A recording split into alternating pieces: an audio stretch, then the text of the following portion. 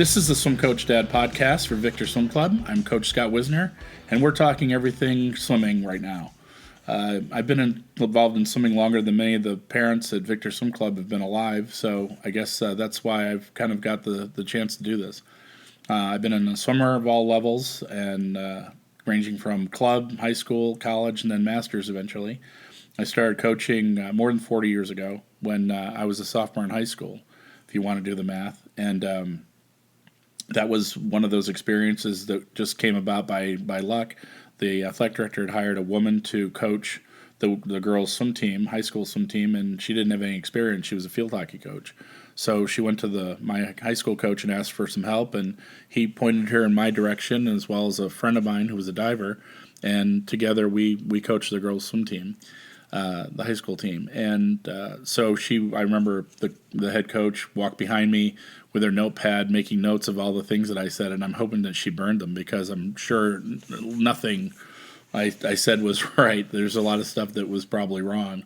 But that was my start, and I wrote workouts and helped with meet entries and things like that, meet lineups.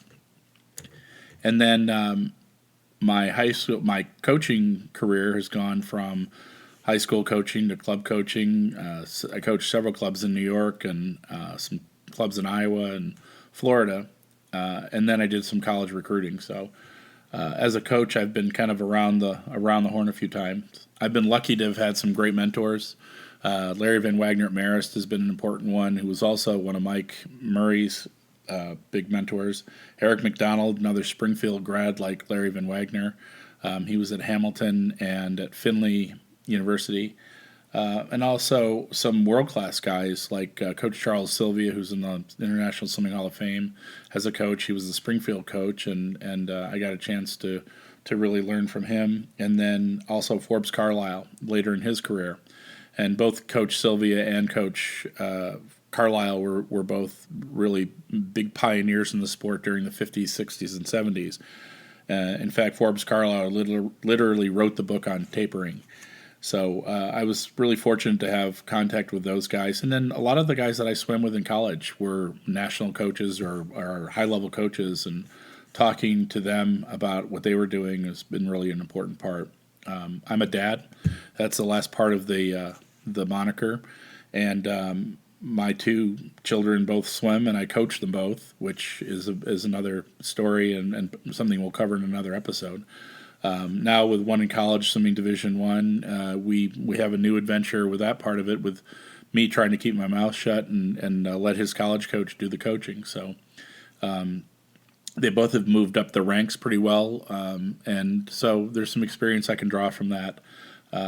After talking to Mike, Coach Murray, we decided something for the parents and the kids to listen to for information, some guidance, a little storytelling, and maybe bring the team together and push our program a little bit forward. These are exceptional times for our sport, and most of this will pass, but we need to, do what we can, and we're going to be covering some of the topics about, how we're doing during this situation. I don't expect everybody to agree with me, since these are mostly my opinions, but they're based on my experience and some of the things that I've learned over the years. The first topic I wanted to cover is Love the Black Line, or Why We Swim. And that's a pretty important one this time of year. Normally, in Olympic years, we're coming off of what we call the Olympic bubble, with everybody getting all excited about the results of the Olympics, and they see all the great swims there, and it gets them all hyped up. I know that most of the time it's more than twice as many kids sign up for swim teams as there usually are after an Olympic year, and we kind of ride that. So this is one of those times a year when we talk about why kids should swim. And younger kids, you can talk all you want about lifelong friends and all these experiences in a lifelong sport. I'm sure when I was 8, I didn't think that I would meet my wife on a swim pool deck, and I didn't think that I'd have kids, never mind kids that swam. And so that whole life process is something that just happens. You look at it in the rearview mirror and say, "Oh wow, if it wasn't for swimming, I never would have had these experiences. I never would have met these people, and I would have been a totally different person." But when you're younger and just starting out, you have to find the reason to swim, and it varies based on development and personality and all that other stuff. But it's not an easy sport, and so rolling into it as a process is an important thing. New swimmers, particularly young ones, need to have fun doing it. And a lot of times it starts out like anybody else, for anybody else, it starts out with swim lessons. And that's how I did it. I took lessons at the Y because my parents wanted me to be safe in the water. We have a cottage on the St. Lawrence River. I was around water a lot, and they just wanted us to all be safe. And so my brother, sister, and I all took swim lessons, and we all learned to swim. But at the end of that process with the Y, we were invited to be on the swim team. That was the process. It wasn't everybody that was invited, but if you showed a lot of interest in swimming and you were really someone that would fit in to the sport, they invited you to participate on the team. And that was kind of a big deal because being invited to do something like that kind of made it special. And I know that there were several of us that were all in the same early group that we all wound up being friends all through our swimming careers and are still friends to this day. So starting out with swim lessons and then working into the swim team is kind of a natural progression. And then throughout that, you make friends. You make friends in swim lessons, and then you make friends on the swim team, and that's what gets you to come back. It's not a particularly interesting sport as opposed to some of the team sports. You don't have all that, some of the things going for it, all the action, and it does take a lot more training because we're not naturally water creatures. But it is a kind of sport that'll stay with you, and you can meet some great people, and those will become your friends. And so I think that's how it does it. You wake up one morning when you've been in the sport for 3 or 4 or 5 years, and you realize that you are a swimmer, and those were your friends, and that's the reason you go to practice. There are some people, like my son is one of them, who really has always liked to train. He liked to go to practice and work out and push himself. And he's been successful because of that. But for the most part, kids want to have fun and they want to be around their friends. And so that's one of the parts of the process you have to make sure is there. You can go through it like military school where everything is work, but for the younger kids, it's important that they do have a little bit more fun in the process. I tell the coaches that I've always had working with the developmental and the early kids into the sport that they're part kindergarten teacher and part cruise director because they have to teach the fundamentals, they have to teach the basics of the sport, but they also have to make sure everybody's having fun, and that's the cruise director part of it. And so we're in a process. Usually every practice where the kids have to have some fun and they have to have some structure to learn. So it's really kind of a balancing trick with the younger groups because we're still trying to get them to be swimmers. Right at that point, they're kids that swim, and being a swimmer is something that you want them to turn into where that is what they identify as. Forcing kids to swim when they want to usually backfire. So that's one thing we're really very cognizant about is making sure that the kids are coming because they want to come. And there's a little bit of pushing that does need to happen because you do want them to do it. And some kids do take a little bit of lovingly encouraging them to go to practice. But if it's really a chore, it may not be the sport for them. Loving swimming is a process. First, you have to have fun, and if they're not having fun, they're not going to want to go. And then making some friends, having a little success is also in there, where they might do something better, and they might have some better experiences at meets, or they drop some time. It is learning to have fun in the sport while you're working hard is something that takes time. It starts out with, we don't start everybody out at 8,000 yards and 2-hour practices, or else we wouldn't have anybody on the team. But it's gradually building up to a place where they can go longer because of their age and their maturity and their development as a swimmer and their physical development. So we bring them along gradually, but they still have to find the fun in working hard and in practice.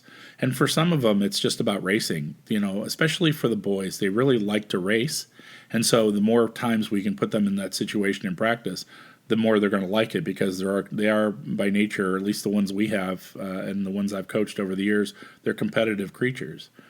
Swimming does suffer from bad marketing.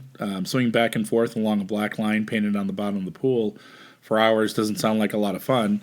And so we really do need to have something else to bring people into the sport, to bring kids into the sport and keep them there. We always told our kids, have fun, make some new friends, and try to do something better. That was kind of our meat pep talk for our kids at home. But finding that reason that you love to swim, even if it's the people you want to swim with, find that reason. That there's got to be something there. I remember a friend of mine, Mark Morgan, who was a world-class swimmer in Australia. He told me that he hated the time when he was tapering for a world-class meet like the Commonwealth Games or something else where most of the team wouldn't be there, because he just didn't want to be practicing by himself or missing a lot of the time with his friends, because that's really what he looked forward to in practice. So I think that that's one of those. It's an interesting thing because he was significantly older when he told me that was happening. Obviously, he was going to world, international meets. It's because he was an older, accomplished swimmer. And the fact that even then he really didn't like missing practice because of his friends was really kind of a telling thing. I remember one time I was in at a customer's store, and it was a swimming store, competitive swimming store in Chicago area. And a woman came in and said, "We need the setup. We swim for the Naperville team, and we want the setup." And then she didn't really know what she was talking about. She was just following directions from some other parent or from the club. So the clerk knew what she was talking about, and he got this duffel bag with the team name on it, and he got swimsuits, and he got sweatsuits, and a parka, and caps, and all the other stuff she needed, and he, put it all together, and, as she was paying him, she said, "What's it like at a swim meet? We don't really know anything about it." And he said, "Oh, it's so great. You get to see your child swim.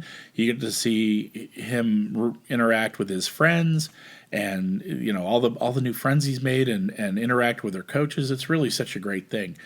And as soon as she paid and went out the door, I said, "Oh, wow, you really sold that pretty hard." And he said, "If I told her that she was to be sitting in a gym for hours waiting for the 30 seconds that her son gets to swim, I wouldn't have anybody coming in the store to buy stuff, and the sport wouldn't have anybody swimming in it."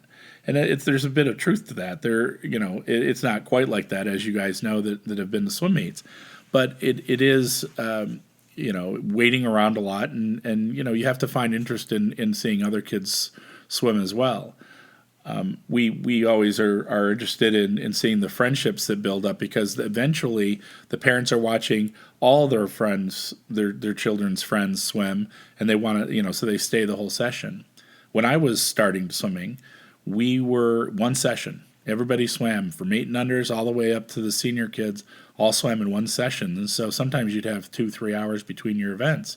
And so, the parents were sitting around waiting for kids to swim, and it was kind of a hard thing. I'm kind of glad they split it, because it was, while we were really close to the younger kids back in those days, it still made for a very, very long day, because even if you had a pretty simple one-day meet, you could be there, the entire day from 6 o'clock in the morning until 6 o'clock at night. So kind of made for a tough thing. Being a family affair is also a big part of being a swimmer.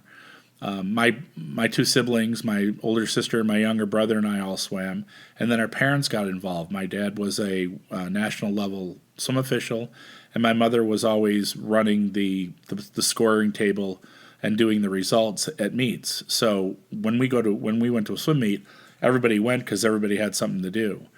And it was an important part of our family being close together, because we were always together at meets.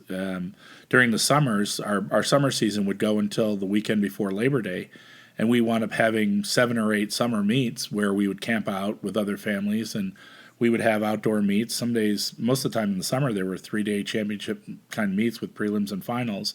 And so we spent a lot of time together, and it was a great family event. For us right now, this is going to be our 6th year commuting from Syracuse to Rochester to swim with Victor Swim Club. And so I think that our family has gotten very close because we're always in the car together, and we're always, we're running to practice 6 days a week. And so for us, it really has become a very good family event. I feel very close to my kids. And, I think it's part of it's because we've spent so much time in the car going back and forth. So there is that advantage to it, too. You're spending weekends with your kids at meets, and so for the family, it's really good, too. But for every kid, they have to find that reason that they love to swim. Even if it's, something silly like they like, they like the going to the pool, or they like the water. No, it's not really silly, but I mean, if it's just something as kind of esoteric as that, rather than they love to swim, they love to compete, they love the kids, the other kids on their team. So finding the fun in training, finding a reason to train is really important. And we're having a little bit tough time there right now because people are, we're swimming, we're training for when we go back to competition, and instead of having a specific meet to point at. Even the younger kids, I think, are feeling that they normally are going to a lot more meets, and right now we're training to get in shape for the time that we're able to go back to meets. So in time, you'll find your friends are the swimmers, at least the kids will, and going to practice is how you get to see them and be friends. You have to find a way to work hard and have fun doing it, and eventually it really works. It really works. So we'll see you next time. This is Swim Coach Dad Podcast, and keep swimming.